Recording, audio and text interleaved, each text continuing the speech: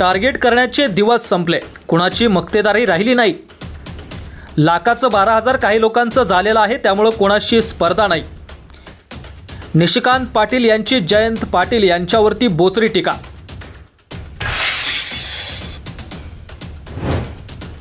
माजी मंत्री शिवाजीराव नाईक यांची राष्ट्रवादी काँग्रेस अजितदादा पवार पक्षाच्या प्रदेश उपाध्यक्षपदी निवड झाल्यानंतर कासेगाव या ठिकाणी त्यांचं जंगी स्वागत करण्यात आलं। या दरम्यान बोलत असताना नाईक साहेब यांच्या नेतृत्वात सांगली जिल्हा राष्ट्रवादीचा बालेकिल्ला म्हणून समोर येईल।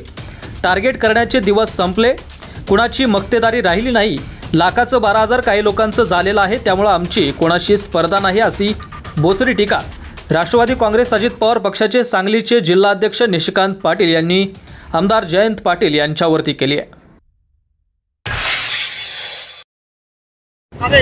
आदरणीय नाईक साहेबांचा उपाध्यक्षमधून प्रदेशच्या निवडीच्या वेळेला या जिल्ह्यामध्ये एक नवीन उत्साह राष्ट्रवादी कार्यकर्त्यांच्या मनामध्ये निर्माण झालेला आहे। त्याचा निश्चितपणानं चांगला परिणाम, सकारात्मक परिणाम पश्चिम महाराष्ट्रामध्ये निश्चितपणानं सगळीकडे होईल। त्यात सांगली जिल्हाही राष्ट्रवादीचा बालेकिल्ला म्हणून नाईक साहेबांच्या नेतृत्वाखाली आपण निश्चितपणानं त्या ठिकाणी बालेकिल्ला म्हणून समोर येईल अशी मला खात्री आहे। सांगली जिल्ह्यामध्ये इतकी सगळी पद जिल्हाध्यक्ष पद आलेत, हे कुठतरी कुणाला टार्गेट करण्यासाठी आलेत का? आम्ही लोकांच्या सेवेमध्ये कार्यरत असणारे कार्यकर्ते आहोत। नाईक साहेब हे आमच्या सगळ्यांचे नेते आहेत, त्यामुळे कोणाला तरी टार्गेट करण्याचे दिवस संपलेले आहेत। आता कोणाची मक्तेदारी राजकारणात राहिलेली नाही। लाखाचं 12,000 काही लोकांचं झालेलं आहे, त्यामुळे आमची स्पर्धा कोणाचीच नाही आहे।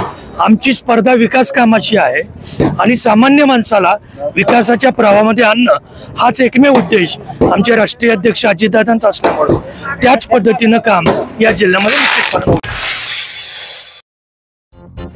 अत्याधुनिक आणि सर्व सोयी सुविधांयुक्त रुग्णांच्या आरोग्याची काळजी घेणारं आपलं हॉस्पिटल लक्ष्मी नारायण हॉस्पिटल।